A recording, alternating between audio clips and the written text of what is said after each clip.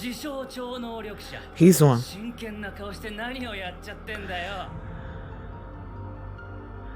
I don't know. Whatever. He's here for a reason.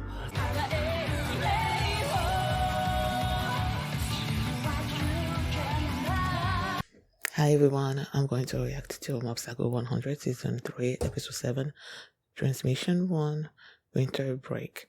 Last episode was really emotional for me. Dimple is gone and it's like, but yeah. Before we get into this episode, if you guys have my reaction, please give it a thumbs up, subscribe, and please consider supporting me on Patreon. At patreon.com/feelme, and I'll start this episode, and here we go.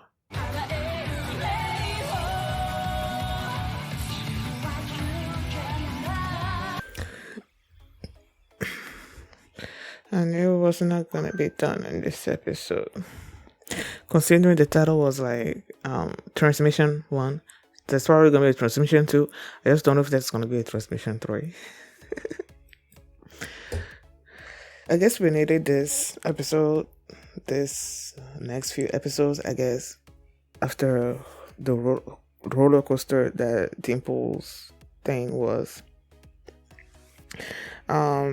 So yeah, the school is ending, so people needed to prepare for next step for the entrance exams to other schools and stuff.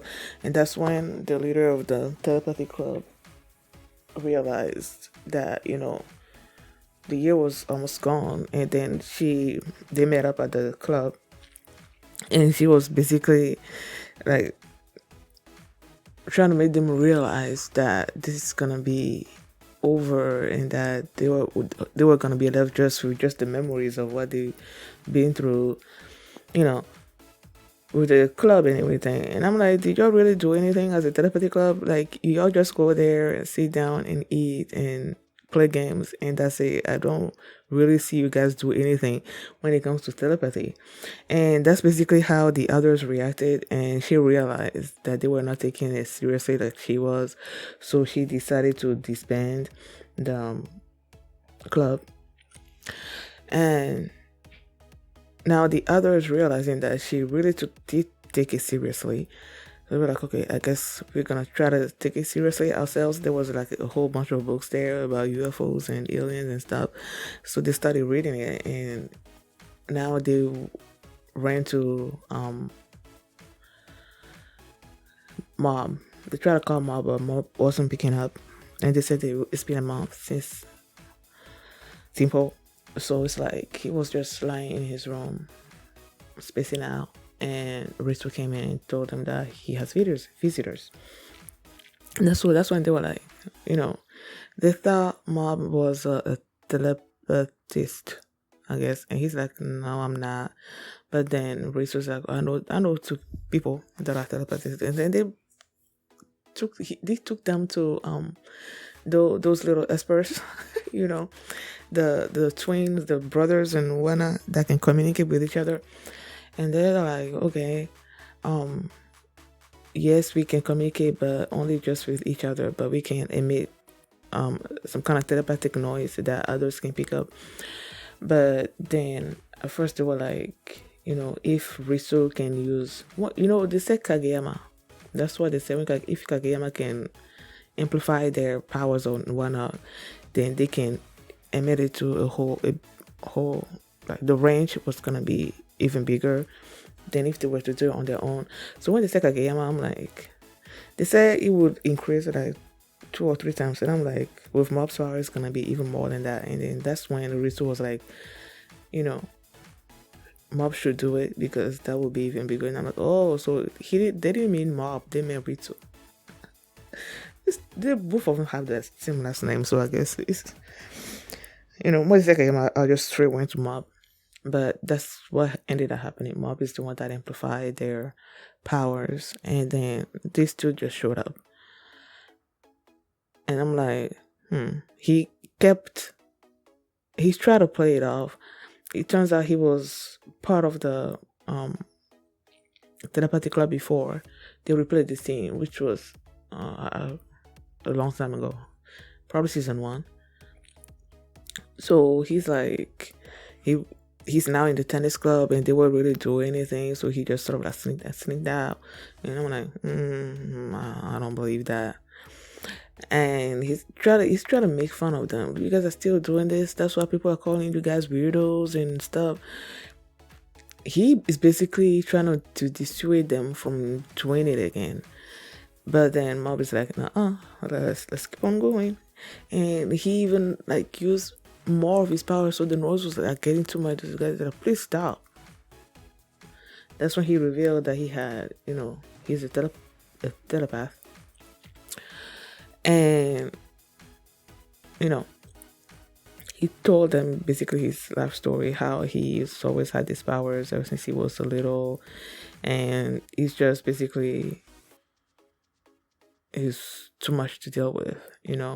He heard something his father was thinking, and he told the mom, and he wasn't supposed to. I just don't know what he heard. Are they even when he said that he told the mom, and that he knew that he wasn't supposed to do that or something or other like that. They showed a picture of him and his mom and dad, as a little kid. But my mind was like, okay, was the dad, I don't know, cheating on the mom, and he said something to the mom, and then now the family is not together anymore, like the parents aren't together anymore. That's where my mind went, but he didn't say anything like that at all. So yeah. And then he said that at first he was able to hear people's thoughts, right? And then he figured out that he can also emit his thoughts. And they showed this boy that was stealing stuff from store, and he was giving these other kids some of the things that he's stolen. And what's his name, Takenaka, immediately spoke it to his mind, telling him to stop stealing, to return the stuff. So, and then he's like, when he feels frustrated, he sends out thoughts to people to make himself feel better, I guess. And that after all that, they ask for his help, right? And he's like, no, I'm not doing this. Like, now I finally found a way to stop hearing people's thoughts if I can, and I'm not about to open that can of worms, and I don't want you, I don't want to have anything to do with you, so please stop doing that noise thing. And he was about to leave, and Moby's like, why did you come to the telepathy club in the first place? You probably wanted to find someone that was like you, that knows what you're going through, like a kindred spirit and everything. And Mob was so earnest, man.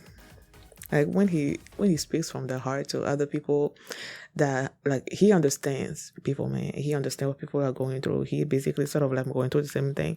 So he's like, he spoke to Takenaka from his heart, and Takenaka is like, okay, I'm gonna help you.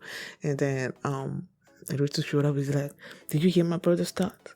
He's like, no, I didn't. But he immediately asked him, do you have a complex about your brother by not being at the same way? He's like, did you read my mind too? Yeah, no. And he said that he can, basically looking at people's eyes, he can figure out what they're thinking. And that there are some things that he doesn't want to touch, basically doesn't want to listen to people's thoughts, I guess, about or whatever. I'm like, oh, that's nice. So they made a plan. They were gonna go to this mount, something or other, and go look for UFOs, call UFOs using Takenaka's powers and everything. So they called Tome-san. She's like, she's not coming, and they haven't picked up her calls. She hasn't picked up their calls. After that, they called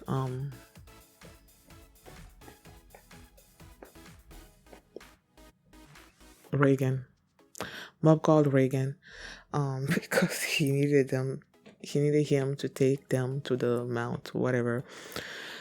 And before he got that call, he was trying to ask Serizawa if he wanted to go out for drinks and everything. Serizawa said, no, I have some things to do with my friends. And I'm like, oh, Serizawa was like such a loner and everything. Like the fact that he's now like sort of going to school and has friends and all that. I'm like, I'm so happy for him. So basically, Reagan didn't really have anything to do. And then that's when he received the call from Bob. And he was like, okay. But then when the time came, he overslept. He overslept. And Takenaka also overslept. And when they went to the meeting place, they were like, okay, they were trying to call Tomi-san, but she wasn't responding, so they didn't think that she was going to be there, but she was there. And they were waiting for Takenaka. Takenaka took a super long time. Tomi was thinking that they were making fun of her and everything, but then Takenaka showed up. And because she knew Takenaka, from the telepathy club, she just thought that they were messing with her and everything. But in order to stop her from basically leaving, they kidnapped her. They, picked her up and ran to go meet Reagan because they thought, they were taking such a long time waiting for Takenaka, and then they had to go meet with Reagan. And so in their mind, Reagan has been waiting for them all this time. They didn't know that my boy also overslept, and he just showed up there in like 2 minutes. Like you can see on his face, like he was just sweating. Oh my goodness. So yeah, now they're making their way to the mountain to try to call UFOs and whatnot. So yeah, that's where the episode ended. I feel like it's not just gonna be, if this episode felt like filler, but I don't think it's gonna be all fillers.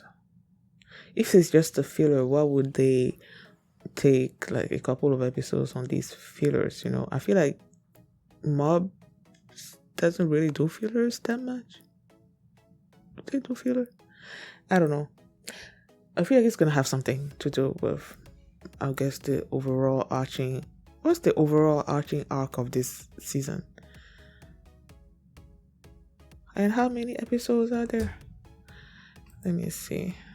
See, it's like 12 episodes. And we're on episode 7, I believe.